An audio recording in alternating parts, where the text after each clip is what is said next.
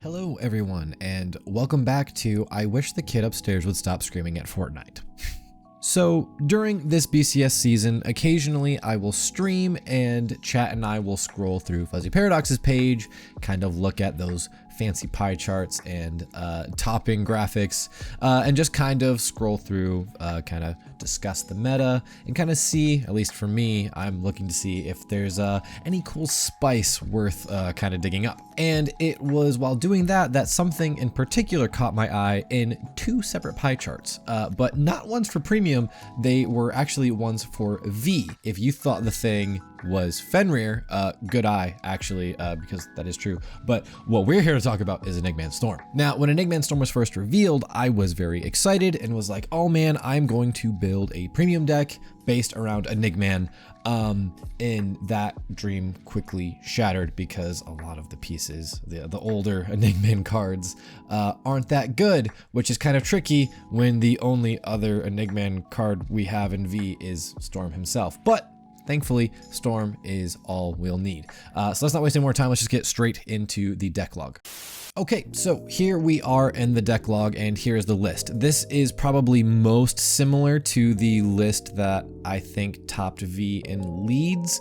I don't remember. I'm not quite sure who played them. I did like a little bit of digging, and I couldn't find anybody who seemed like concretely that they were the ones playing the deck, just people helping share the lists.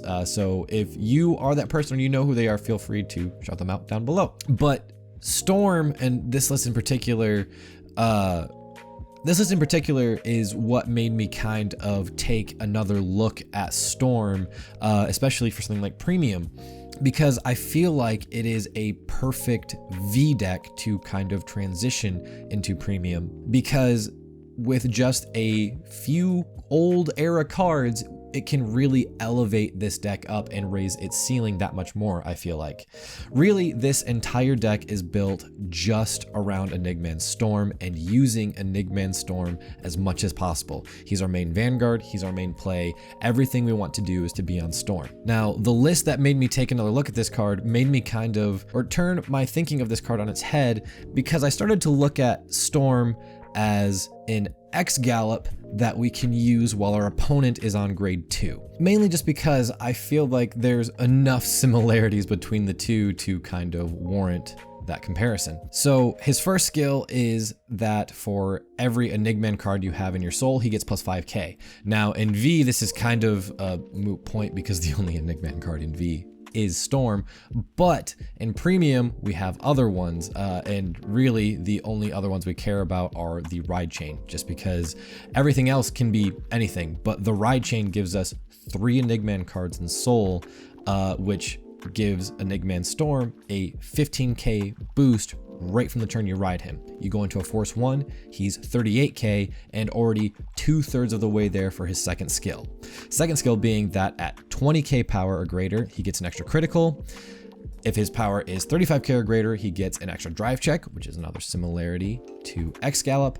And then lastly, at 50k or greater power, he gets the red text that at the end of the battle he attacked, you can discard 2 cards from your hand, stand him, and increase or decrease his drive to 0. So you will basically have a 50k, 2 crit, triple drive Vanguard that restands, ideally while your opponent's on grade 2. This deck is very strong going first, but it can also play going second as well. But just being able to go first and basically X Gallop on your opponent's grade 2 is very, very strong. So to that end, this entire deck is kind of built just to support Storm. Like I mentioned, we have the Enigman Engine, which has our starter, Enigman Flow, who when ridden over by Enigman Ripple, searches for Wave.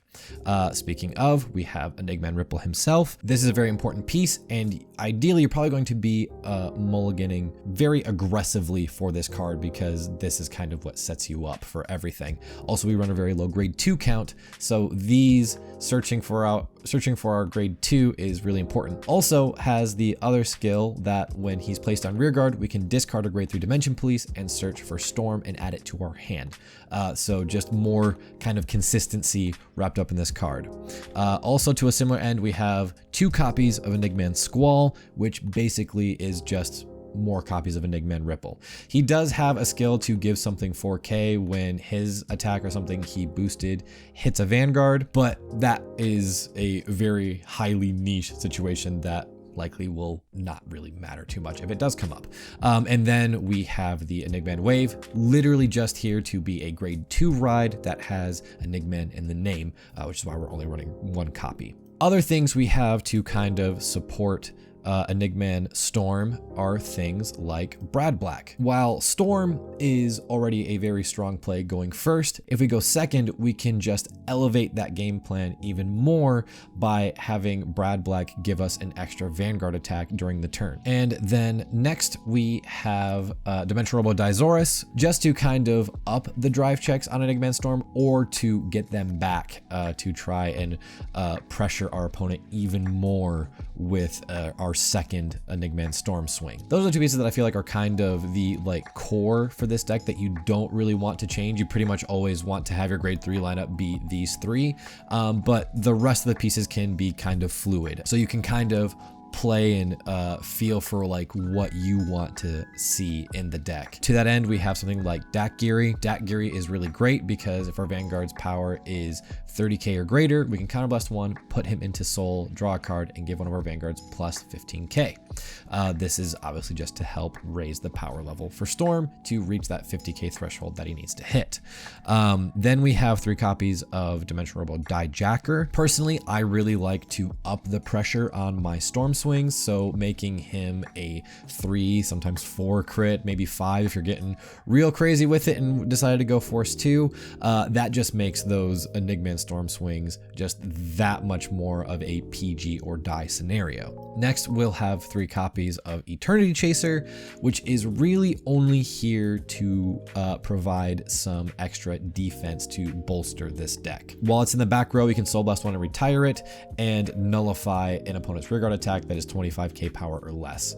Now, some rearguards can obviously get well above this. You're not going to be using this to block any over trigger power, but it does kind of help shore up our defenses a little bit so that we're not all just trying to blast our opponent. Then we have 2 copies of Twin Order. Twin Order can be more important the later a game goes on. I just built this deck very going first centric, and in those going first scenarios, Twin Order isn't as good because you're not going to be stacking markers as much, so your returns from Twin Order aren't as much. But the longer the game goes on, the more rerides you do, Twin Order scales as exponentially, so pretty solid still there.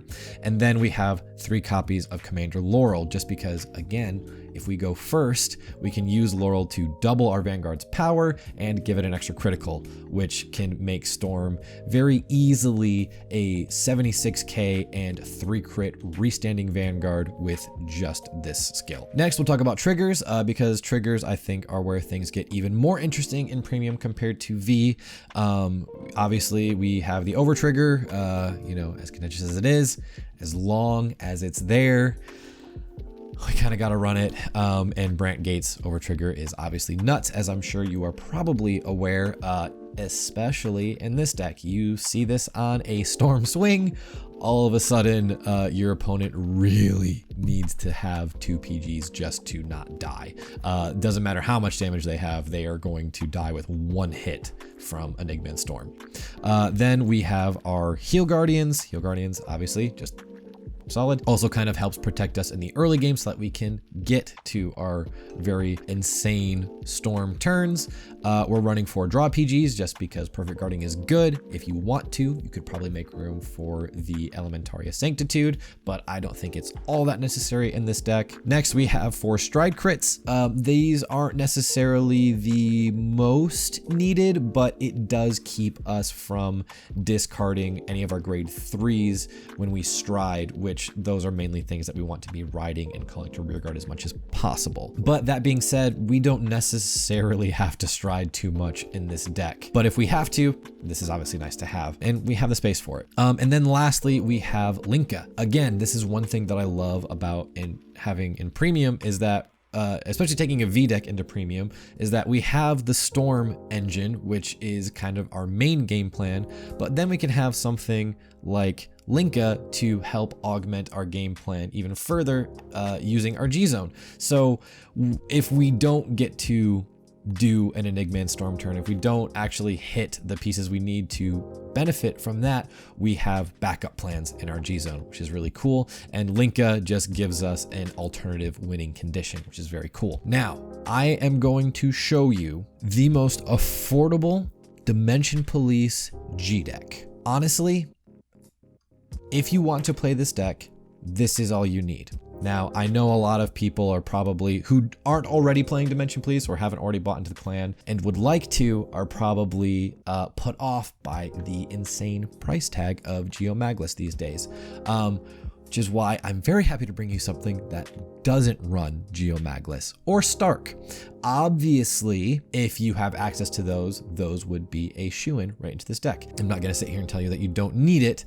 More often than not, you won't need it, but if you have access to them, it definitely raises the ceiling of this build, but they are not necessary at all. Let's just kind of go through things very quickly.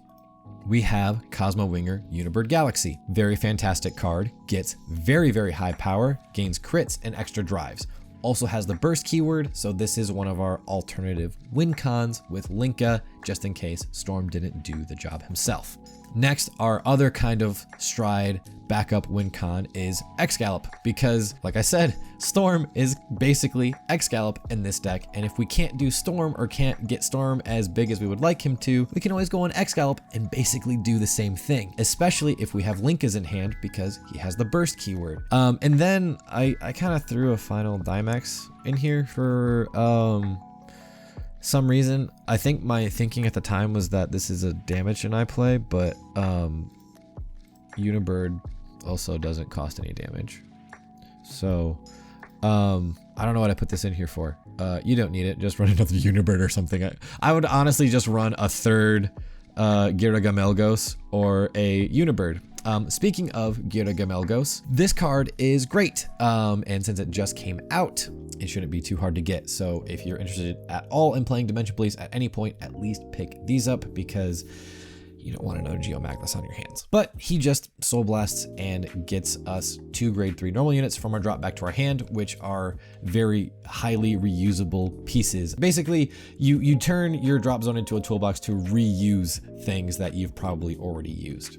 And then the other G guards, Atlantis Dolphin, just in case we can get a pretty big shield and some resources back. There's not really countercharge in this deck, so this comes in handy.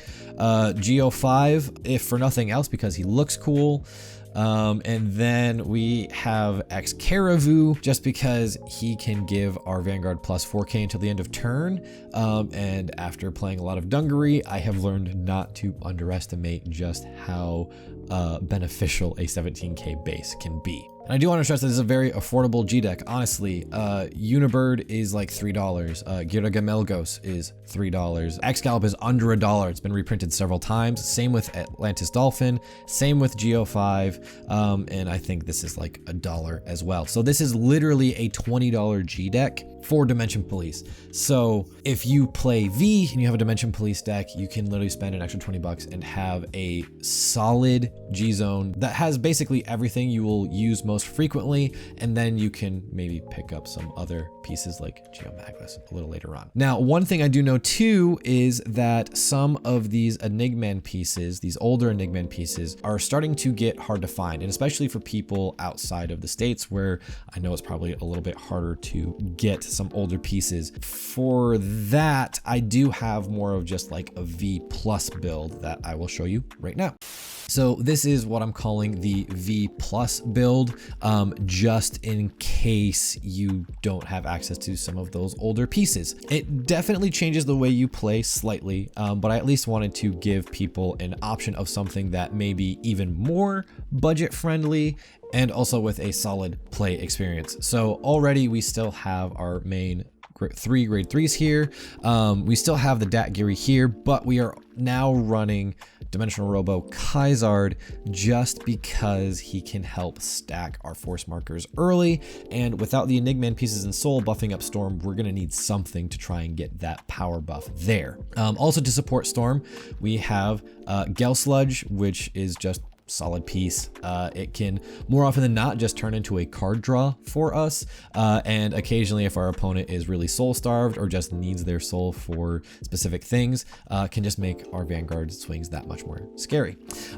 We up the amount of Eternity Chaser just because we aren't as worried about soul blasting out our Enigman pieces. We are running the grade 3 searches from V just because we don't have access to Ripple, so this way we can kind of augment that skill with this, and we're also upping the amount of Twin Order just because with things like Kaizard and Brad Black, we can kind of stack those markers a lot earlier and get a lot more mileage out of our Twin Orders. And then from there, everything else is basically the same. Trigger lineup is the same, and the G zone here is the same. And I will have all of these lists linked down below. I'll have like the most competitive version, my kind of like extreme budget G deck version, and then this extreme budget version as well. But for now, let's hop over to Area and we'll kind of go over some plays that you can do with this deck. Okay, so here we are in Area. We're just gonna kind of simulate a game, some mulligans, stuff like that. So we'll start off with our 5 cards. Now this is kind of interesting because we actually just drew into the Enigman wave naturally. You could potentially just hang on to the Enigman wave and just ride the Laurel and go from there. But sometimes what you'll actually want to do is basically just put all of this back because otherwise, we're not going to be able to plus off of riding our Vanguard. So we'll just go ahead and draw another 5 cards. And would you look at that? Never punished. We have the Ripple. So we'll shuffle things back up. And in this instance, we'll say we're going first. So we'll go ahead, draw ourselves a card. Seeing an Eternity Chaser early is actually very good because it can kind of help us set up defenses early as well so that we don't get pushed too hard in the early game. But of course, we are going to ride the Ripple and activate his skill to search our deck for Enigman Wave, and there he is right there. Add him to hand. We'll end our turn there. We'll say the opponent gives us a damage. We kind of sack a little bit right there and got ourselves some trigger power. And then we'll come back to our turn, draw ourselves a card. Seeing a Laurel right here too, especially with a Dijacker in hand as well, in a scenario where we're going first, we're sitting very, very pretty actually. So we'll go ahead and ride this Enigman Wave. Enigman Wave is actually 10k because we have Ripple and Soul. And at this point, we'll probably go ahead and drop the Eternity Chaser here as well. That way we have some defenses lined up for if our opponent is going to try and aggro us really crazily. And we also have a Heal Guardian in hand too, which is also going to help that endeavor as well. Go ahead and swing, do ourselves a drive check. We see another crit. We stay winning. Gotta love that. And then we'll say we move on. Opponent, let's say they give us, well, maybe, I was gonna say perhaps they would give us 2 damage, but we'll go ahead and draw ourselves a card. And you know what? Let's play a little bit more limited here. We'll go ahead and stand, come back to our main phase, draw ourselves a card, and in this scenario, we are just going to try and push. We've swung once, we hit a crit, so our opponent is probably at 2 damage, which is already within kill range for this deck. So we are just not even gonna mess around. We're gonna go straight into the Enigman Storm, get ourselves a Force 1 because that's going to become very important as we move on. And Storm is also gaining 15k from having 3 Enigman cards in our soul. So already, before we've even done anything, Enigman Storm is at 38k.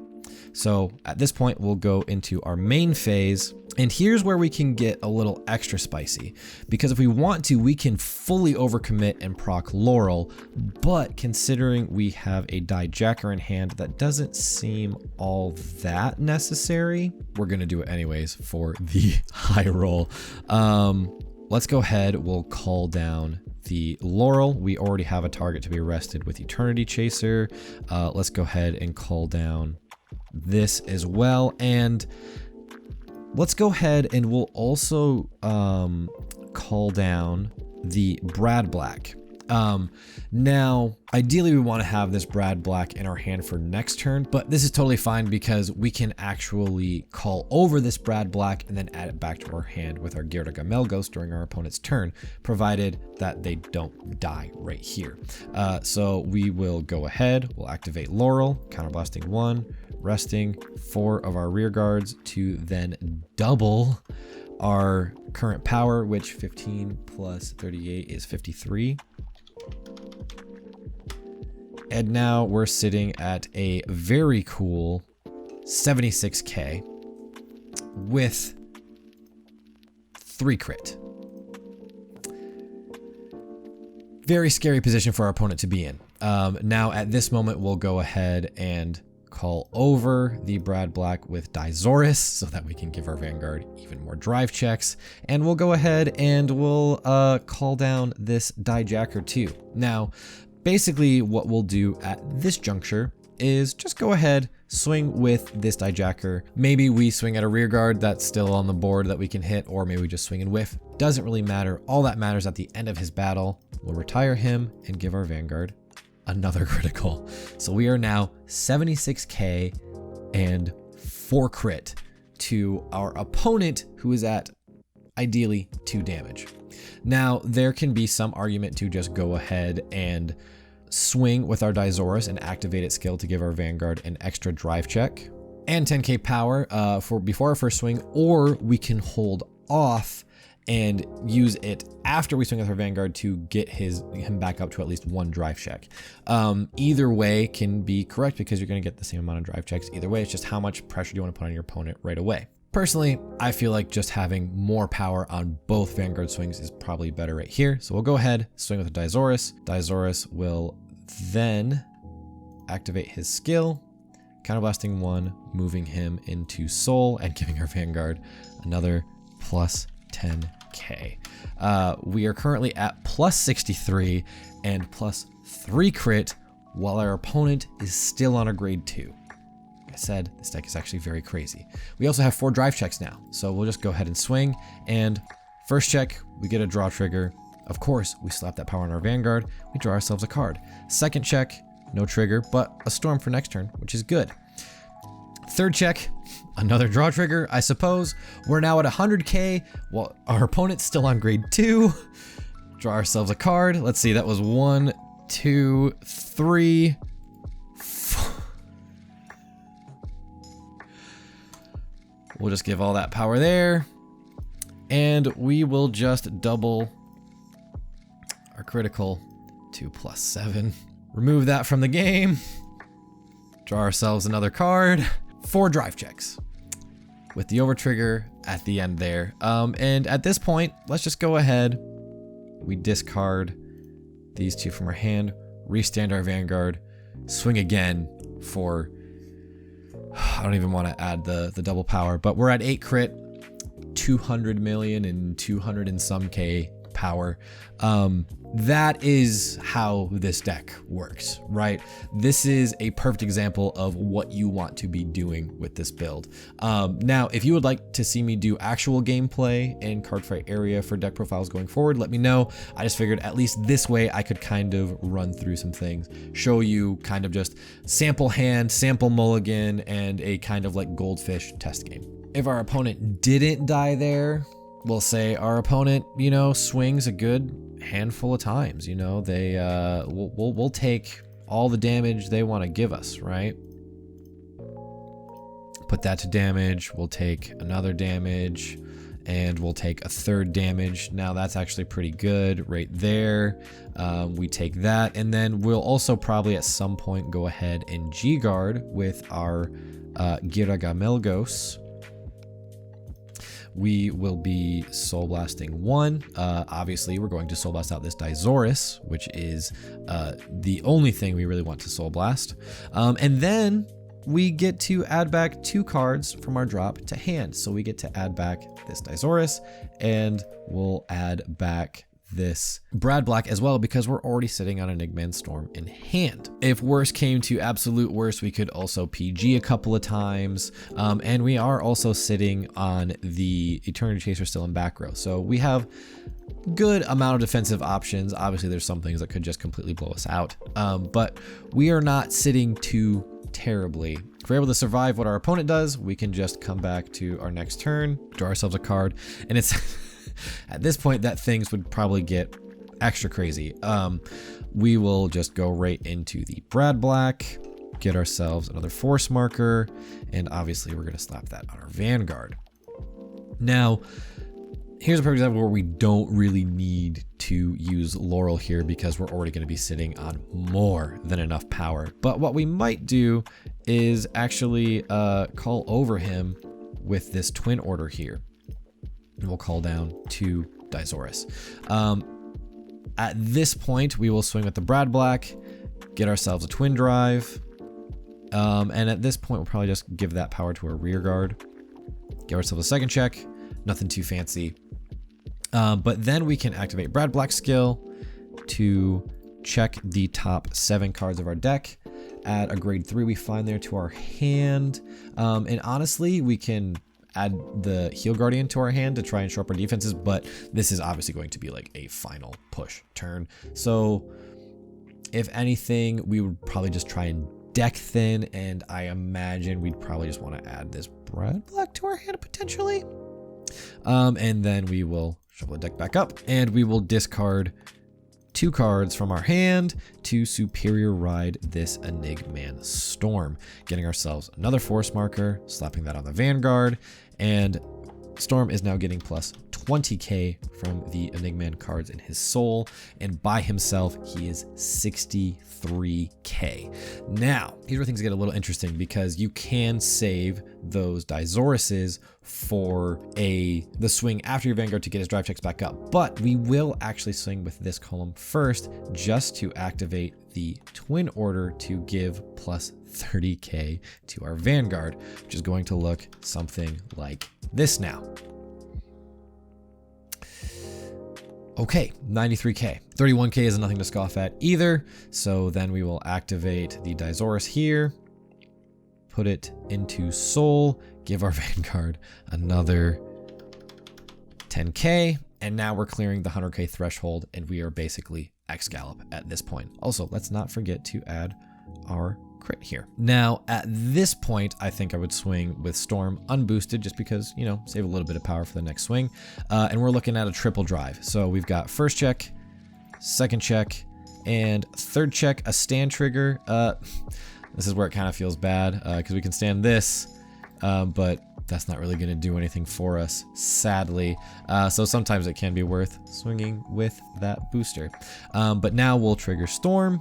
We'll discard 2 cards from our hand. If this is a kill turn, we're probably just going to get rid of the Linka because we just won't need it.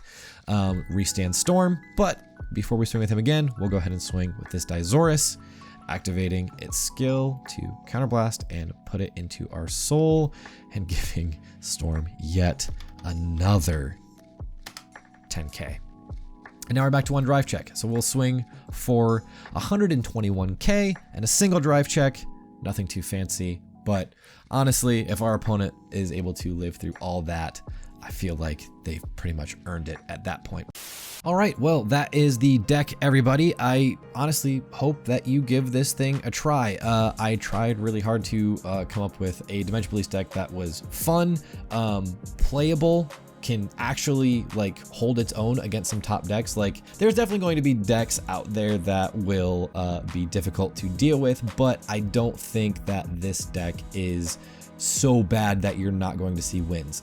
It can honestly just catch people off guard, and sometimes you can just high roll and just completely blow somebody out of the game. So at the very least, I promise you that you will have a stunned opponent sitting across from you, mouth agape that they just got completely one-shot by Enigman Storm. Let me know what you think of kind of showing the combos or kind of like gold fishing like I did here, or if you would like to see actual gameplay of area or something as well.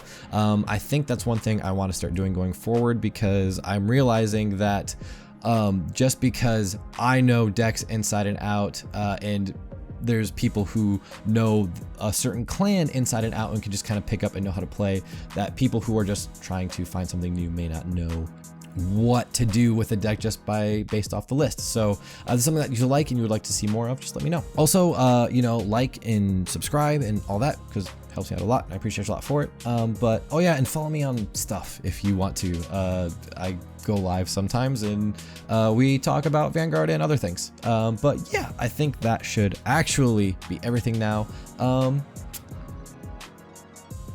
Till next time.